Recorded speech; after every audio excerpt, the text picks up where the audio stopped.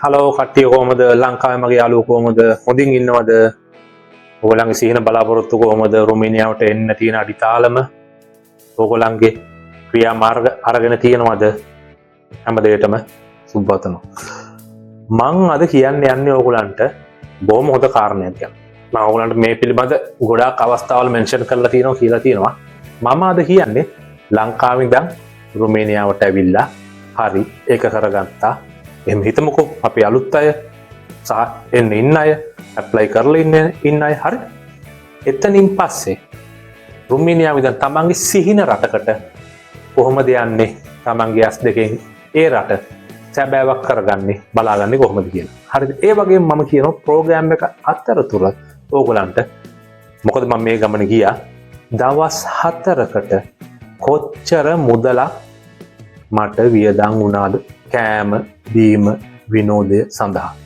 ඔයගොල්ලන්ට හිතා ගන්නවත් බෑ කොච්චර මුදලක් මං වියදම් කරාද කියලා අන්න ඒකයි මට ඔයගොල්ලන්ට කියන්න ඕන වෙන්නේ සහ රුමේනියාවේ තියෙන වාසිය ඒකයි ඒක නිසා මේ ප්‍රෝග්‍රෑම් එක බලන්න මම කරපු වීඩියෝ ටික බලලා මම ප්‍රෝග්‍රෑම් එක අතරතුර ඔයගොල්ලන්ට කියනවා කොච්චර වගේ මුදලක් මට මේකට වියදම් වුණාද කියලා එහෙනම් බලන්න මේව තමයි මිනිස්සුන්ගේ හීන කියන්නේ මොකද අපි ලංකාවෙන් ආවේ ඇත්තරම කිව්වොත් අපි ජීවිතය ජයගන්නනේ එකත් හීනයක් නේ ඒ වගේම තමයි ලංකාවෙන් රුමේනියාවට ඇවිල්ලා රුමේනියාවෙන් තව හොඳ රටකට අපිට ලංකාවෙන් යන්න බැරි රටකට ඒ රටේ තියෙන දේවල් විඳගන්න ලැබෙන එක එක්තරා හීනයක් නේද? ඔයගොල්ලන්ට පේනවා ඇති මෙතන මේ බලන්නකො කොච්චර ලස්සනද මේවා කොච්චර නිස්කලංකද ඒ වගේම කොච්චර පිළිසිඳුද මගේ අත්දැකීම නම් මට මේවල ඇවිදින්න පුළුවන් කිලෝමීටර් ගාණක් ඒ තරම් නිස්කලංකයි ඒ තරම් පිළිසිඳුයි බලන්නකො පාරේ ගමන් කරන මිනිස්සෙක්ට කොච්චර ආරක්ෂාකාරීද කියලා හැම තැනම පෙඩස්ට්‍රියන් ක්‍රොසින් තියෙනවා ලයිට්ස් තියෙනවා අනතුරු අඩුයි වෙනවා කිසි බයක් සැකක් නැතුව ඔයගොල්ලන්ට පාරේ යන්න පුළුවන් ඇත්තටම ඒ තරම්ම හොඳ රටවල් බලන්නකො මේ බිල්ඩින් දිහා මේන්ටේන් කරලා තියෙන විදිය නඩත්තු කරලා තියෙන විදිය කොච්චර ලස්සනයිද මේ ක්‍රිස්මස් දවස සෙනග ටිකක් අඩුයි සෙනග වැඩි වුණා කියලාත් වෙනසක් නැහැ හරිම නිස්කලංකව නිදහසේ බයක් නැතුව ගැහණු කෙනෙක්ට හරි තමන්ගේ අමන කියන්න පුළුවන්. ඔයගොල්ලෝ ඇත්තටම දන්නවා ඉතින් පැරිසිය ප්‍රංශය කියන්නේ ෆැෂන් වල මුල් පුරුකක් ඉතාලිය වගේමනේ. මේකෙන් ලොයි විටෝන් කියන ලොකු ෂොප් එකක්. මේක මාරම විශාලයි. මේ තියෙන ඒගොල්ලන්ගේ බ්‍රෑන්ඩ් තියෙනවා clothing brand, shoe brand, bag, handbag ගොඩක් දේවල් තියෙන එකක් මට එතනටත් යන්න වාසනාව ලැබුණා. අතුලට ගිහලා බඩු ගන්න බැරුණාට මොකද ඒව ඇත්තටම ගණන්. ඒව සාමාන්‍ය මිනිස්සුන්ට මේ රටේ මිනිස්සුන්ට යන්න බෑ. ඒව ගොඩක් ගණන්. ලංකාවෙන් ලක්ෂ 3-4ක් වෙනවා. ඒක ප්‍රොඩක්ට් එක. මේ තියෙන්නේ ලුයි විටෝන් ඒගොල්ලන්ගේ බෑග් එක ආකෘතියට හදපු එකක්. මේක සෑහෙන්නම දැවන්තයි ගොඩක් විශාලයි. මේක ඇතුළේ තනිකර ෂෝරූම්ස් තියෙන ඒගොල්ලන්ගේ එක ප්‍රොඩක්ට්ස් ඒගොල්ලන්ගේ ෂෝරූම්ස් තියෙනවා. බලන්නකො මේක විශාල හදලා තියෙන රසන. මට හිතා ගන්න බෑ කොච්චර ලොකුයිද කියලා. කොහොම හැදුවද කියලා. ඔයගොල්ලන්ට පේනවද ඒකෙන් මේ ෆිනිෂින් එක කොච්චර ලස්සනද කියලා. තනිකර ලොයි විටෝන් බෑග් එකක් වගේ. මම ඔයගොල්ලන්ට කිව්වා ක්‍රිස්මස් දවස කියලා. ගොඩක් සීතලයි. ඒ වගේම නිස්කලංකයි. ඒ වගේම ලස්සනයි. තාම යන්නේ අර බෑග් එක ඔයගොල්ලන්ට පේනවා ඇති වං අද පැත්තේ ලුයි විටෝන් බෑග් එක කොච්චර මීටර් 100ක් විතර විශාලයි හිතා ගන්න බෑ කොහොමද හදලා තියෙන්නේ කියලා මේ රටවල් වල ඒ වගේ ඩිසයින් ඒ වගේ දේවල් මිනිස්සුන්ගේ ඇට්‍රැක්ෂන් ගන්න දේවල් මේ ටුවරිස්ට් වගේ ඇට්‍රැක්ෂන් ගන්න ඕන දේවල් මේ ඇත්තටම ඔය ඉස්සරහින් කපල් එක මට වේව් කරනවා ඒ මිනිස්සු එහෙම කිසිම මේ කියනවා වගේ අපේ හැම කළුයි අපේ හැම බ්‍රවුන් එහෙම මට නම් මේ හිටපු දවස් ටිකට මට එහෙම කිසිම වෙනසක් නැහැ රුමේනියාවෙත් ඇත්තට මෙහෙමයි මොන රටෙත් තියෙන හොඳ නරක මිනිස්සු නමුත් මෙහෙනම් එහෙම මට වෙනසක් දැනෙලම නැහැ මිනිස්සු පාඩුවේ අපි අපේ පාඩුවේ අපි කැමරාව දික් කරගෙන ගියයි කියලා දෙන්න. කිසිම අවස්ථාවක මට නම් හිටපු දවස් හතරට කිසිම ප්‍රශ්නයක් වෙලත් නැහැ. මේ තියෙන ඩය කියන්නේ ඉතින් වර්ල්ඩ් ෆේමස් බ්‍රෑන්ඩ් එකක් නේ. පැරිසියේ ඉතින් ගොඩාක් ෆැෂන් වලට උපතනේ. මේ තියෙන ආකුල්ල ට්‍රියම්ෆ් එක. මට ඇත්තටම ඕගලන්ට මේක ළඟට ගිහලා පෙන්නන්න ඕන නමුත් මට ළඟට යන්න බෑ. ඒ තරම් සෙනග ළඟ. ඕගලන්ට පේන ඇති මේ හරියට කොච්චර සෙනගක්ද කියලා. ඒ වගේම මේක ළඟ පුදුම සෙනගක්. 300 400ක් විතර සෙනගක් ඉන්නවා සාමාන්‍ය කැමරාවක් අරගෙන යන්න අමාරුයි. මිනිස්සු ඉතින් ඇවිල්ලා මෙතන ඉතින් මම හිතන විදියට මම දැක්ක විදියට මට තේරුණ විදියට මෙතන රටවල් එක 20ක 30ක මිනිස්සුට ලංකාවේ මිනිස්සු ඉන්දියාවේ පිලිපීන් ඉතාලි මිනිස්සු පවා රුමේනියන් මිනිස්සු පවා ගොඩාක් කට්ටිය මෙතන ගැදව කරන වෙලාව කනවා බොනවා සතුටු වෙනවා. ඉතින් අපි සල්ලි වියදම් කරන්න ඕනේ අපිට මේව ඇවිල්ලා බලලා අපේ මනස අපේ ඇස් දෙක නේ අපිට ඒකේ සහනයක් ලබා ගන්න පුළුවන් එකත් කොච්චර ලොකු දෙයක්ද. මේකට කියන්නේ ආකුළු ට්‍රියම්ෆ් කියලා.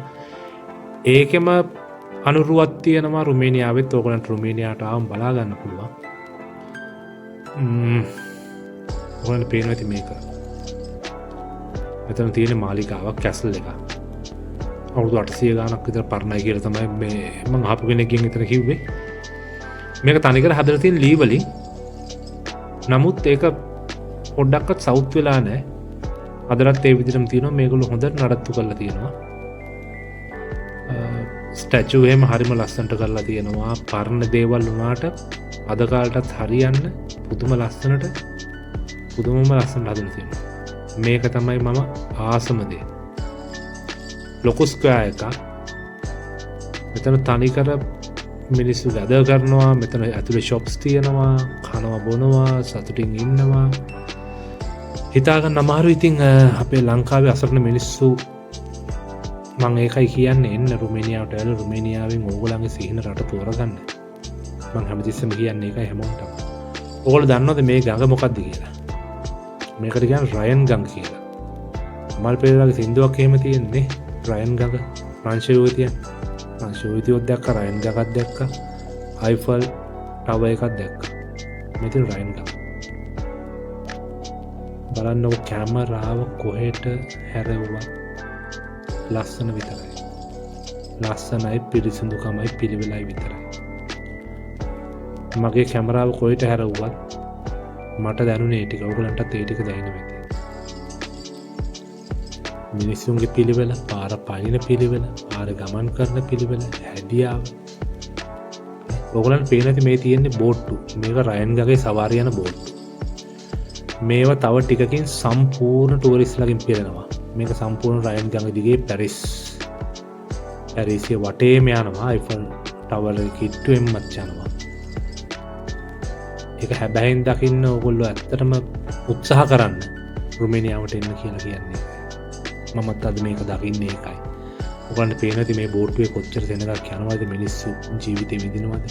ඇතුලේ කෑම බීම ලොකු ගණන් නැහැ. මිනිස්සුන්ට ඇෆර්ට් කරන්න පුළුවන්, මිනිස්සුන්ට දරන්න පුළුවන් ගානවල තියෙන්නේ. ඒක විඳින්න ඕනේ ජීවිතේ එක දවසක් හරි. බලන්නකො පිළිවෙල හදලා තියෙන අවුරුදු 200කට 300කට ඉස්සෙල්ලා. මේක මම තවත් ආසම තැන. පුදුම නිස්කලංකයි, පුදුම පිරිසිදුයි. මට කවුරුරි කියන්නෝ කොහෙද පාරේ කුණු කැලක් වැටලා තියෙන්නේ කියලා. මේ තනිකර ජනාකීර්ණම් පෙදෙසක්. ඔයගොල්ලන් පේන තු වං අත පැත්තේ ට්‍රැෆික් එකත් එක්ක. එක කුණු කැලක් නැහැ. මේව තමයි රටවල් හැදෙන්න ඕන දේවල්. අපි වගේ පුංචි රටකට හැදෙන්න බෑ නම් තාම මොනවාද මේ රටවල සීතල විතරයි. මෙන්න මගේ හීනේ. මෙන්න මේක තමයි මගේ හීනේ. මං හැමෝටම ප්‍රාර්ථනා කරන අපේ ලංකාවේ කොල්ලෝ කෙල්ලන්ට ඉක්මනින්ම මම දකින්න වගේ මේ දේවල් දකින්න ඒගොල්ලන්ට පින අවස්ථාව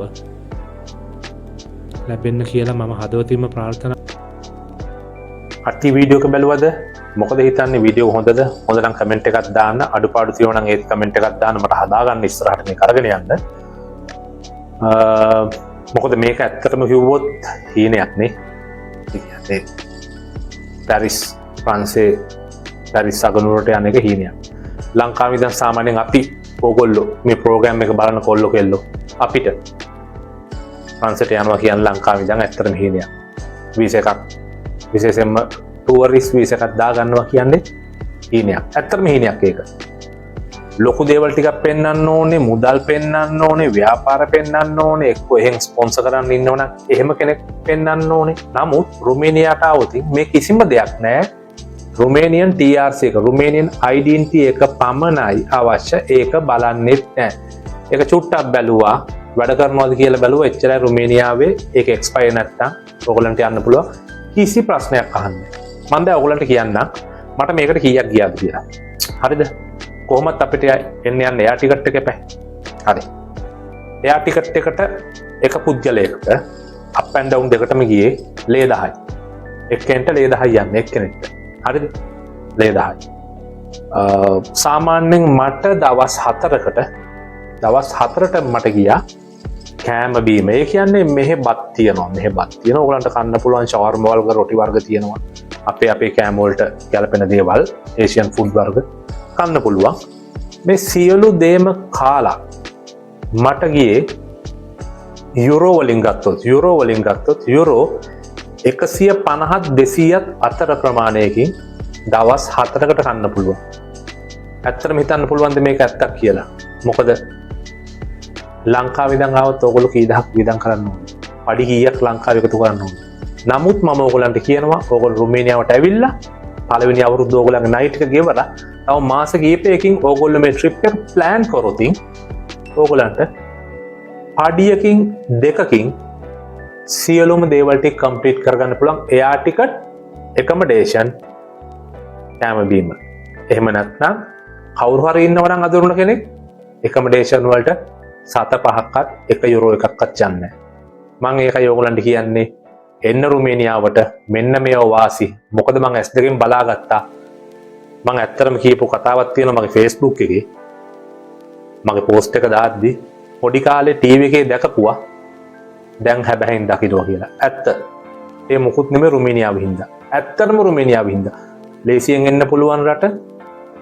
අනිත් රටවලට සාපේක්ෂව අඩු මුදලකට එන්න පුළුවන් රට සහ ඒ වියදම් කරන මුදලට ඕගොල්ලන්ට දකින්න පුළුවන් හීන ප්‍රමාණය ගොඩක් තියෙන රටක් රුමේනියාව කියන්නේ.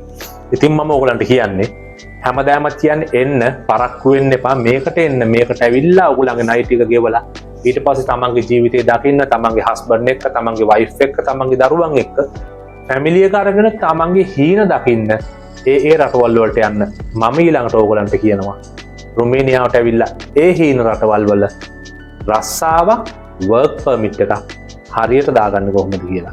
එහෙනම් මගේ channel එක subscribe කරලා තව කට්ටියට බලන්න share කරන්න. මොකද අනිත් කට්ටියටත් මේක මොටිවේෂන් එකක්. මේ බොරුවක් නෙමෙයි, මේ ඇත්තයි කියන්නේ. ඒ කියන්නේ මේක share කරන්න, මගේ channel එක subscribe කරන්න. ඒක මටත් උදව්වක්. තව ගොඩක් අයට මේ නිවුස් එක, මේ ප්‍රෝග්‍රෑම් එක මට අරන් යන්න ඒකත් දෙයක්.